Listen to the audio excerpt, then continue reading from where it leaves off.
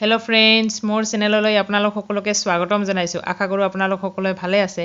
মই আজি আপোনালোকৰ লগত শ্বেয়াৰ কৰিব ওলাইছোঁ ডিফেনবেকিয়া প্লেণ্টৰ বিষয়ে। ইয়াক ডামকেন বুলিও কোৱা হয়। ই এবিধ এয়াৰ পিউৰিফায়াৰ প্লেণ্ট হিচাপে পৰিচিত। ইয়াক আমি ইনডোৰ আউটডোৰ দুই ঠাইতে গ্ৰ' কৰিব পাৰোঁ। ইয়াক যদি আমি ইনডোৰত ৰাখোঁ তেতিয়াহ'লে আমাৰ ৰুমৰ ভিতৰৰ যিখিনি প্ৰদূষিত বায়ু ই বিশুদ্ধ কৰি লয়। সেইকাৰণে আমি ইনডোৰত ৰাখিলে আমাৰ এয়াৰ পিউৰিফায়াৰ হিচাপে আমি ইনডোৰত ৰাখিব পাৰোঁ। আৰু ই এবিধ পাৰ্মানেণ্ট প্লেণ্ট হয়। ইয়াক আমি গোটেই বছৰে ই থাকে, কিন্তু ইয়াৰ গ্ৰথ মানে ছামাৰতহে বেছি ভাল হয়। আৰু এয়া ছামাৰ টাইমত ফুলো আহি যায় এনেকৈ। ঠিক আমাৰ কচুবিলাকৰ যিবিলাক ফুল হয় তেনেকুৱা ফুল ইয়াতো আহি যায়। এয়া এনেকৈ ফুল আহিছে, মোৰ ইয়াত দুটা আহিছে, ই এনেকৈ ফুল আহি যায়। ই এবিধ হিউমিডিটি লাভিং প্লেণ্ট হয় আৰু হিউমিডিটিৰ কাৰণে ইয়াৰ গ্ৰথ গৰম দিনত বেছি ভাল হয়। ইয়াৰ প্ৰপগেশ্যনৰ বিষয়ে যদি আমি ক'বলৈ যাওঁ তেতিয়াহ'লে ইয়াক আমি কাটিঙৰ পৰাই বেছিভাগ গ্ৰ' কৰোঁ আৰু তেনেকুৱা ছাইডৰ পৰা ওলোৱা পুলিও ল'ব পাৰি, কিন্তু আমি কাটিঙৰ পৰাই বেছিভাগ গ্ৰ' কৰোঁ।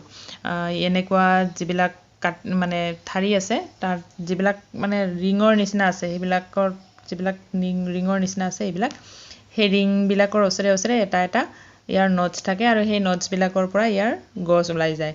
এনেকুৱাবিলাকৰ পৰা গছ ওলাই যায়। তেতিয়া আমি দুই তিনিটা এনেকুৱা যদি আমি গাঁঠি লৈ লওঁ, দুই তিনিটা এনেকুৱা গাঁঠি থকাকৈ আমি যদি লৈ লওঁ কাটিংটো, তেতিয়া আমি তাৰ পৰাই ধুনীয়াকৈ গ্ৰ' কৰিব পাৰোঁ। আৰু ইয়াৰ আমি যেতিয়া মাটি প্ৰস্তুত কৰিম ৰুবৰ কাৰণে, তেতিয়া আমি সদায় এটা কথা মনত ৰাখিব লাগে যে ইয়াৰ মাটিটো আমাৰ ৱেল ড্ৰেইনড হ'ব লাগিব।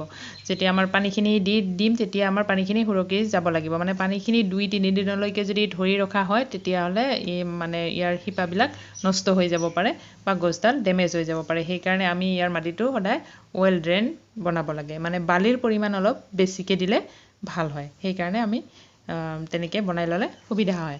কাৰণ ইয়াত আমি যেতিয়া আমি পানী দিম, যিহেতু আমাৰ ৱেল ড্ৰেইন হ'ব লাগিব, সেই গতিকে আমি পানীৰ কথাটো আহিছোঁ। ইয়াৰ পানী দিয়াৰ সময়ত সদায় আমি এটা কথা মনত ৰাখিব লাগে যে ইয়াৰ মাটিটো যেতিয়া 1 ইঞ্চিমান শুকাই যায় ওপৰৰ পৰা, তেতিয়াহে ইয়াক পানী দিব লাগে। মানে যেতিয়া ইয়াৰ পানীৰ দৰকাৰ হয় তেতিয়াহে দিব লাগে, মানে সদায় ইয়াক পানী দিব নালাগে। আৰু যেতিয়া পানী দিয়া হয় পূৰা পানী দিব লাগে, কাৰণ যেতিয়া ড্ৰেইন আউট হৈ যায় তেনেকৈ পানী দিব লাগে। আৰু সেই পানীখিনি যেতিয়ালৈকে নুশুকায় তেতিয়ালৈকে আৰু আমি পানী দিব নালাগে। পানীৰ লগে লগে ইয়াৰ ছানলাইটৰ কথাটো আহি গ'ল। ইয়াক আমি ডাইৰেক্ট ছানলাইট পৰা ঠাইত ৰাখিব নালাগে, অলপ ছাঁ পৰা ঠাইতহে ৰাখিলে ভাল হয়। আৰু যদি বাহিৰত হয়, মানে ইয়াক যদি আমি আউটডোৰত ৰাখোঁ, ইনডোৰত ৰাখিলেতো তেনেকৈ ব্ৰাইট লাইট পৰা ঠাইতহে আমি ৰাখিব লাগে। আৰু যদি আমি আউটডোৰত ৰাখোঁ তেতিয়াহ'লে ওচৰত মানে ডাঙৰ গছ বা বেলেগ বেলেগ গছৰ অলপ ছাঁ পৰা ঠাইতহে ইয়াক ৰাখিলে ভাল হয়। বা ৰাতিপুৱা 1 ঘণ্টা ৰ'দ পৰা ঠাইতো ৰাখিব পাৰে। 1 ঘণ্টা ৰ'দ পৰিল আৰু গোটেই দিনটো ছাঁ পৰি থাকে, এনেকুৱা যদি ঠাইত ৰাখে তেতিয়া বেছি ভাল হয়। আৰু আমি যেতিয়া ইনডোৰত ৰাখিম তেতিয়াও আমাক ইয়াক মানে সূৰ্যৰ পোহৰ যদি অলপ অহা ঠাইত হয় তেতিয়াহ'লে বেছি ভাল হয়, কাৰণ একেবাৰে ছাঁত ৰাখিলে তেতিয়াও ই ডেমেজ হৈ যায়। প্ৰথমতে পাতবিলাক লেহুকা হ'ব আৰু লেহুকা হৈ শেষত গোটেই গছডালে মৰি যাব পাৰে। এতিয়া আহিছোঁ সাৰৰ বিষয়ে। ইয়াক আমি তেনেকৈ সাৰ দিব দৰকাৰ নহয়, কাৰণ বছৰত 2বাৰ যদি দিয়া হয় তেতিয়া ই হৈ যায়। 6 মাহৰ মূৰে মূৰে ইয়াক ফাৰ্টিলাইজাৰ দিলেই হ'ল। আৰু আমি যদি অন্যান্য গছৰ লিকুইড ফাৰ্টিলাইজাৰ দিওঁ তেতিয়া কেতিয়াবা দিব পাৰে, নিদিলেও ই তেনেকৈ ভালে থাকিব, দিলেও একো বেয়া নহয়, তেনেকৈ দিব পাৰে। ইয়াৰ বেমাৰ আজাৰ বা পোক পৰুৱাৰ বিষয়ে যদি আমি ক'ব যাওঁ তেতিয়া ইয়াত এনেকৈ বেমাৰ একো হোৱা মই এতিয়ালৈকে দেখা নাই। আৰু পোক পৰুৱাৰ ভিতৰত স্পাইডাৰ মাইটছ যিটো হয় সেইটো কেতিয়াবা হৈ যায়। আৰু তেনেকুৱা হ'লে আমি অকল বেছিকৈ পানী স্প্ৰে কৰিলে গুচি যায়, নহ'লে বা পানীৰ লগত অলপ ডিটাৰজেণ্ট মিহলাই সেই ডিটাৰজেণ্ট মিহলোৱা পানী যদি স্প্ৰে কৰোঁ তেতিয়াও ই গুচি যায়। তেনেকৈ একো মানে বেছি তেনেকৈ নাথাকে ইয়াত, তেনেকৈ বেছি পোক পৰুৱা নাথাকে, কাৰণ ই এনেই বিষাক্ত বুলি কয়। কাৰণ আমিও যেতিয়া ইয়াক আমি লাৰোঁ বা আমি পাতবিলাক কাটোঁ বা কিবা তেনেকৈ যদি চাফা কৰোঁ, গৈ হাতখন ভালকৈ ধুব লাগে, কাৰণ ইয়াৰ এটা বিষাক্ত পদাৰ্থ ওলোৱা বুলি কয়। সেইকাৰণে ইয়াক ভালকৈ হাত ধুই মানে ইয়াক লাৰাৰ পিছত ভালকৈ হাত ধুই ল'ব লাগে।